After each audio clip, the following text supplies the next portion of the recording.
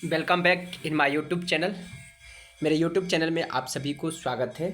आज मैं स्टार्ट करने वाले हूँ यूजीसी नेट का जो बिजनेस फाइनेंस यूनिट है, और उसमें भी चैप्टर का नेम होगा डिविडेंड पॉलिसी। जो डिविडेंड पॉलिसी से रिलेटेड जो भी एमसीक्यू क्वेश्चन है उस पर आज मैं डिस्कस करवाने वाला हूँ। तो चलते हैं, आप सभी रेडी हो जाएंगे और वन बाय वन क्वेश्चंस को देखेंगे, और साथ ही साथ मैंने इसका एक्सप्लेनेशन भी किया हूँ। तो देखिए क्वेश्चंस नंबर, मैं चलता हूँ 1 की ओर चलता हूँ। देखिए कहता है which of the following is not a factor influencing a companies dividend policy. कहता है इनमें से कौन सा फैक्टर है जो डिविडेंड पॉलिसी को इफेक्ट नहीं करती है। Profitability of the company, liquidity position of the company, market condition, price of the companies stock in the market. तो ये जो है डिविडेंड को इफेक्ट नहीं करता है, क्योंकि कंपनी को डिविडेंड को इफेक्ट करने के लिए प्रॉफिट भी है, लिक्विडिटी पोजीशन भी होगा और मार्केट कंडीशन भी होगी। ठीक है, आई होप आपको समझ में आ गया होगा। यहाँ पर आंसर आपको कितना नंबर होगा, तो यहाँ पे हो जाएगा आंसर नंबर डी। ठीक है, अब मैं चलता हूँ क्वेश्चन नंबर नेक्स्ट की ओर। नेक्स्ट में देखिए क्या कहता है, दूसरा नंबर क्वेश्चन में कहता है the stable dividend policy is most suitable for.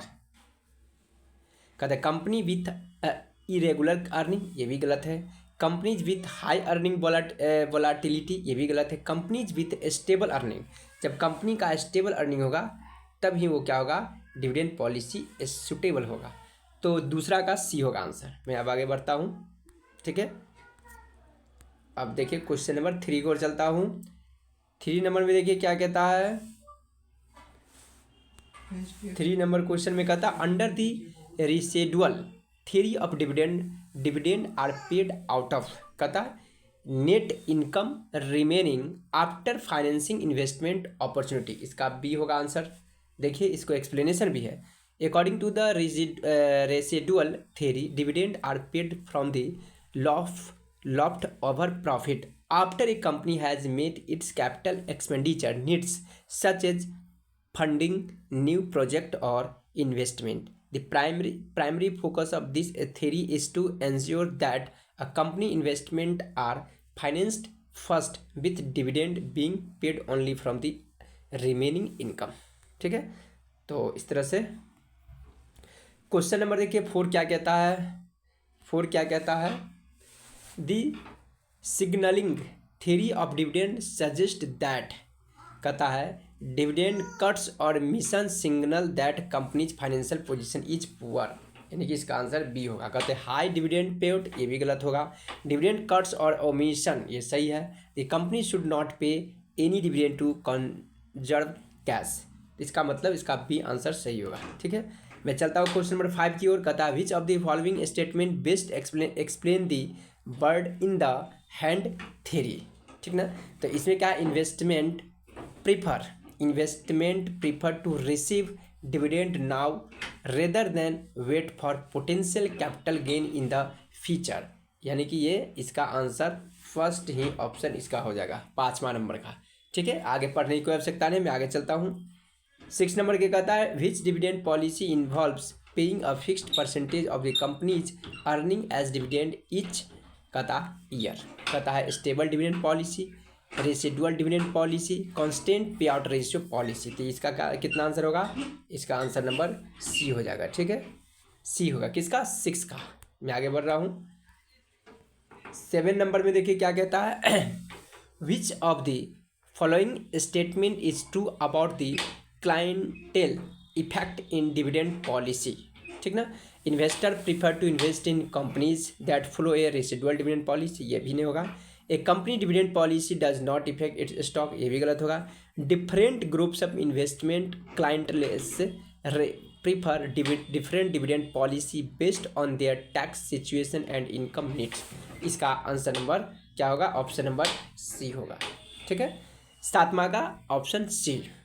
ठीक है, मैं आगे क्वेश्चन की ओर चल रहा हूँ।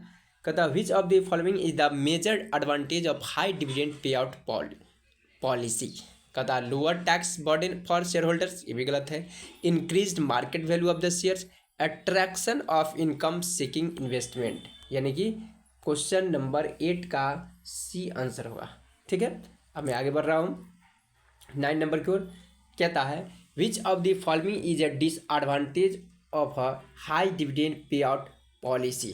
कहता पहला increase investment satisfaction, reduced fund available for री इन्वेस्टमेंट इन बिजनेस ग्रोथ।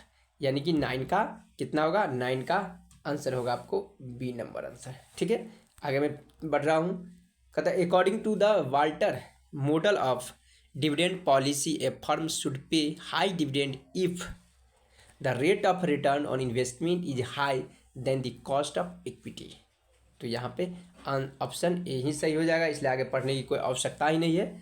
फिर आगे मैं बढ़ रहा हूँ 11 नंबर की ओर। देखिए 11 नंबर में कहता है which of the following is an example of an irregular dividend policy. कहते हैं company pay fixed amount of dividend every year.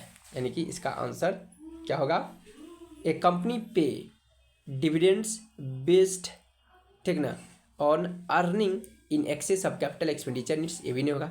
A company pay dividend only during profitable years and non during unprofitable, तो C होगा। मतलब each of the following example of न irregular dividend policy. ठीक है, irregular का मतलब क्या है, डिविडेंड होगा जब प्रॉफिट होगी कंपनी को, तो अदरवाइज कंपनी नहीं देगी प्रॉफिट।